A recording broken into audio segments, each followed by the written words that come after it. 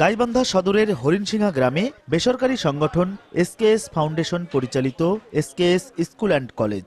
শিক্ষা মন্ত্রণালয়ের ভর্তি নীতিমালা অনুযায়ী মফস্বলের এই প্রতিষ্ঠানটির ভর্তি ফি হওয়ার কথা 500 টাকা।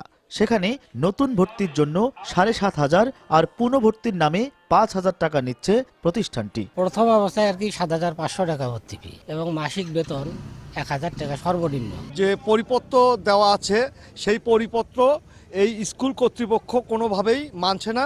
অন্যদিকে শহরের আরেকটি শিক্ষা প্রতিষ্ঠান আহমদ উদ্দিন শাহ শিশু নিকেতন স্কুল অ্যান্ড কলেজে নীতিমালা অনুযায়ী 2,000 টাকা ভর্তি ফি হলেও তারা আদায় করছে 6,475 টাকা। শুধু তাই নয়, নিয়মনীতি উপেক্ষা করে বোর্ড নির্ধারিত বইয়ের বাইরে অতিরিক্ত বই কিনতে বাধ্য করার অভিযোগও আছে এসব শিক্ষা প্রতিষ্ঠানের বিরুদ্ধে। আমি ক্লাস 4-এ পড়ি, আমাদের বোর্ড বই 6টা আর বাকি আমাদের আরো কিনতে হয় 6টা বই। শুধু বাংলা আর ইংরেজির জন্য 7টা বই, এছাড়া অন্যান্য সাবজেক্ট তো আছেই। দেখা গেছে কোনো প্রকাশনা সংস্থার সাথে জড়িত, তারা একটা ডোনেশন করে তারা।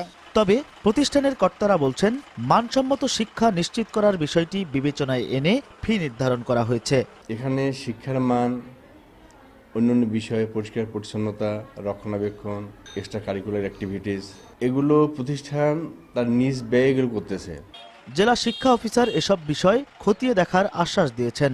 আর ভর্তির ক্ষেত্রে শিক্ষা মন্ত্রণালয়ের পরিপত্রে স্পষ্ট নির্দেশনা থাকলেও কিন্ডারগার্টেনের নীতিমালা না থাকায় ব্যবস্থা নেওয়া যাচ্ছে না বলে অজুহাত প্রাথমিক শিক্ষা কর্মকর্তার। পরিপত্রের বাইরে তো তাদের নেওয়ার সুযোগ নেই এবং আমরা বিষয়টা আসলে দেখবো যে আসলে তারা বেশি নিয়েছে কিনা। তারা যদি নিয়ে থাকে বেশি, তারা কোন পারপাসে নিচ্ছে তাদের সাথে কথা বলতে হবে। কেজি স্কুলের অবশ্যই দরকার আছে। এই জেলা কমিটির মাধ্যমে সুপারিশ করা হয়েছে তাদের সুনির্দিষ্ট নীতিমালার জন্য সেশন চার্জ কত হবে, বেতন কত হবে, এই ব্যাপারে।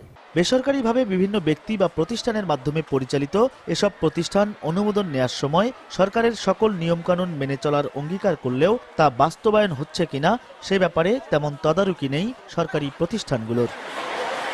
হেদায়েতুল ইসলাম বাবু, সময় সংবাদ, গাইবান্ধা।